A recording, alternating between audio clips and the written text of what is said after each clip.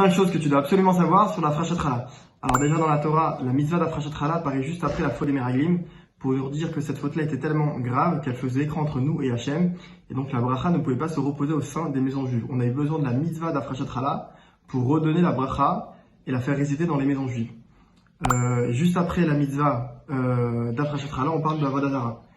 Pour nous dire que la mitzvah d'Afrashat Chala a la force d'annuler toute la Avodah Zara qu'il y a dans le monde. Troisième chose, c'est écrit dans la Gemara qu'un homme qui n'est pas marié, donc la Gemara cite plusieurs cas, il n'a pas de simcha, il n'a pas de bracha, etc. Et donc la bracha qu'il n'a pas en question, c'est qu'en fait il n'a pas de femme, et donc il n'a personne chez lui à la maison pour faire la mitzvah d'Afrashat Chala, et donc de faire résider la bracha dans sa maison. Quatrièmement, on a pris sur nous la mitzvah d'Afrashat Chala juste avant de rentrer en Eretz Israël, pour nous dire que c'est l'acceptation de cette mitzvah-là qui nous a donné le mérite de rentrer en Israël. Et cinquième chose, Adam, donc le premier homme vient du mot Adama, donc de la terre.